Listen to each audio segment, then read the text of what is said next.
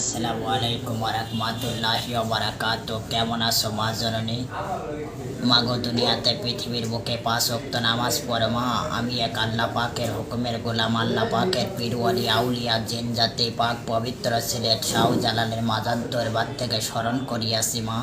পবিত্র কোরআন ও হাদিস থেকে কিছু কথা বলিব, যে বাণী শুনিলে ইহকালে বাদশাহী করবে, পরকালে জান্নাত পাবে। বলো সুবহানাল্লাহ মা। তোমাদের ভাগ্য ভালো, তোমাদের নসিব ভালো, তোমরা জান্নাতের মেহমান হইতে পেরেছ। আল্লাহ পাক তোমাদেরকে রহমত দান করিয়াছে মা। তোমাদের স্বামীকে আর পরের দুয়ারে যাইতে হবে না, পরের গোলামি করতে হবে না, আর অন্যের পীড়িত পালিত হতে হবে না মা। তোমরা স্বামী স্ত্রী ৫ ওয়াক্ত নামাজ পড়বে, আর আল্লাহর এই পবিত্র সম্পদগুলো বেচা বিক্রি করে জায়গা জমি কিনবে, গাড়ি বাড়ি করিবে, মসজিদ ঘর মাদ্রাসা এতিমখানা নির্মাণ করবে, মক্কা মদিনায় হজ করিবে। লক্ষ লক্ষ মানব তোমাদেরকে সম্মান করিবে, লক্ষ লক্ষ মানব তোমাদেরকে সালাম দেবে মা। তোমরা 10 গ্রামের মাঝে বড়লোক হয়ে যাবে, ধনী ব্যক্তি হয়ে বেঁচে থাকবে। তাই মা, দুনিয়ার বুকে পৃথিবীর বুকে আমাকে বাবা বলে ডেকবে, বাবার মতো সম্মান করিবে। এই বাবাকে টাকা পয়সা অর্থ ধন সম্পদ দিয়ে সাহায্য করতে হবে না, শুধু নামাজ পড়ে দোয়া করতে হবে। এই সম্পদগুলো পাওয়ার জন্য মা তোমাকে 3টা হুকুম দিতেছি মা। আগামীকাল তোমরা বাসাখানা পাক পবিত্র করবে, মসজিদে আকরবাতি দেবে, আর এই পবিত্র মাজার শরীফে একটা জায়নামাজ কোরআন শরীফ দান করবে মা। এত দূরে তো আসতে পারবি না, এই হাদিয়াটুকু সকালবেলা মুয়াজ্জিন সাহেবের সঙ্গে যোগাযোগ করে বিকাশ নাম্বারে তুমি পাঠায়া দেবে।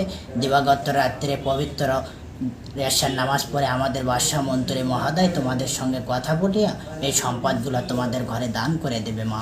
আসসালামু আলাইকুম মা। আল্লাহ হাফেজ, ভালো থাকো মা। আমরা সবাই আমার বাড়িতে অনেক ছেলে পেলে মিলে আড্ডা দেই। সেই সময় আড্ডা দেওয়ার সময় আরিফ ছিল। আরিফের নাকি একটা কাজ হয়েছে কুমিল্লায়, স্বামী বিদেশে থাকে। সেই কাজটা করার জন্য রহিম আবার বলছে আবদালকে সঙ্গে নিছে। আমি বলছি ঠিক আছে, আবদাল ভালো ছেলে, যদি স্বর্ণ পায় তাই নিয়ে আসবে, ও কোনো 2 নম্বরই করবে না। তো এই জন্য আবদাল পায়রায় চলে এসছে। সো আবদাল এসে কাজ করে নিয়ে বাড়িতে যখন পৌঁছেছে তখন আমার হাতে জিনিসটা দিয়ে দিছে। মানে আমার দায়িত্ব ছিল যে জিনিসটা নিয়ে সমানভাবে ওদের মাঝে ভাগ করে দেবেন। জি, আমার ভোর 4টা 4:30টার সময় আবদাল গাড়ি থেকে নামছে। নামার পরে আমি হাতে পাইছি, আমার হাতে যখন অতিরিক্ত স্বর্ণ পাইছি তখন তার আমি বুঝতাম না যে কতখানি ওজন ছিল। আমরা পরে ওজন করে দেখছি যে 15 ভরি পরিমাণ স্বর্ণ পাইছি।